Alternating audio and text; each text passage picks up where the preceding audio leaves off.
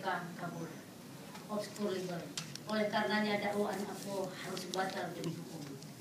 Sesuai dengan ketentuan pasal 143 ayat 2 huruf B KUHP, diwajibkan kepada tim penuntut umum Komisi Pemberantasan Korupsi di dalam pembuatan surat dakwaan harus diuraikan secara cermat, jelas dan lengkap mengenai tindak pidana yang didakwakan kepada terdakwa, dengan menyebutkan waktu dan tempat serta bagian tindak pidana tersebut dilakukan oleh terdakwa. Berdasarkan ketentuan pasal 143 ayat 3 KUHP, dinyatakan bahwa surat dakwaan yang tidak memenuhi ketentuan sebagaimana dimaksud dalam ayat 2 huruf B KUHP tersebut di atas, maka surat dakwaan tersebut menjadi batal demi hukum. Yang dimaksud dengan uraian atau rumusan surat dakwaan yang cermat, jelas dan lengkap, yang merupakan persyaratan material yang didakwakan sebagaimana telah dilakukan oleh terdakwa. Surat dakwaan adalah sangat penting dalam acara pidana karena merupakan dasar pemeriksaan perkara di sidang pengadilan ini. Tentang fungsi surat dakwaan sebagai dasar dan sekaligus menentukan batas-batas ruang lingkup pemeriksaan dapat kita lihat pada ketentuan perundang-undangan dan jurisprudensi sebagai berikut. Putusan Mahkamah Agung nomor 47 K/R/1956 tanggal 23 Maret 1957 menyatakan bahwa yang menjadi dasar pemeriksaan oleh pengadilan ialah surat tuduhan atau dakwaan, bukan tuduhan yang dibuat oleh polisi. Putusan Mahkamah Agung nomor 68 K/R/1973 tanggal 16 Desember 1976 menyatakan bahwa putusan pengadilan haruslah didasarkan pada tuduhan dan seterusnya. Pada ketentuan pasal 6 ayat 2 Undang-Undang Nomor 4 Tahun 2004 yang telah menentukan sebagai berikut. Tidak seorang pun dapat dijatuhi pidana kecuali apabila pengadilan karena alat pembuktian yang sah berundang-undang mendapatkan keyakinan bahwa seorang yang dianggap dapat bertanggung jawab telah bersalah atas perbuatan yang didakwakan atas dirinya. Hal ini merupakan azas dari hukum acara pidana bahwa surat dakwaan memegang peranan penting sekali dalam proses sidang yang dapat dikatakan merupakan dasarnya dari keseluruhan atau setelah proses, yaitu 1. Bagi penuntut umum sebagai dasar untuk melakukan penuntut perkara ke pengadilan, yang kemudian untuk dasar pembuktian dan pembahasan yuridis dalam inkuisitornya, serta selanjutnya dasar untuk melakukan upaya hukum. 2.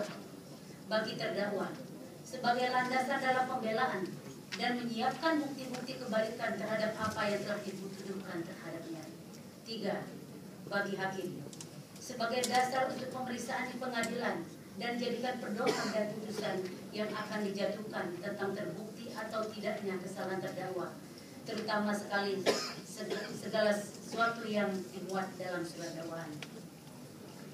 Melihat betapa pentingnya arti surat dakwaan dalam proses pidana, maka sudah merupakan suatu keharusan apabila setiap jaksa penuntut umum dapat menyusun dan merumuskan surat dakwaan secara tepat dan benar. Karena apabila surat dakwaan tidak tersusun dengan rumusan delik, dapat mengakibatkan batalnya surat dakwaan tersebut. Menurut Jaksa Agung Republik Indonesia Soekarto Marmo Sujono 1989-30 menguraikan pengertian Integrated Criminal Justice System sebagai berikut. Yang dimaksud dengan Integrated Criminal Justice System adalah sistem peradilan pidana terpadu yang unsur-unsurnya terdiri persamaan persepsi tentang keadaan dan pola penyelenggaraan peradilan perkara pidana secara utuh dan kesatuan, atau Administration of Criminal Justice System. Pelaksanaan peradilan terdiri dari beberapa komponen seperti penyidikan, penuntutan, pengadilan, dan lembaga pemasyarakatan. Integrated Criminal Justice System adalah suatu usaha untuk mengintegrasikan semua komponen tersebut di atas sehingga peradilan dapat berjalan sesuai dengan yang dicita-citakan. Pengertian Integrated Criminal Justice System tersebut adalah gambaran tentang hubungan yang saling mengkait setiap komponen peradilan, yaitu pembahasan dan dititikberatkan hubungan tahap penyidikan dan tahap penuntutan. Perumusan diatur dalam KUHP tentang penyidikan penuntutan tersebut memberikan pengertian bahwa perkara pidana adalah hasil penyidikan yang dilaksanakan oleh penyidik atas suatu tindak pidana.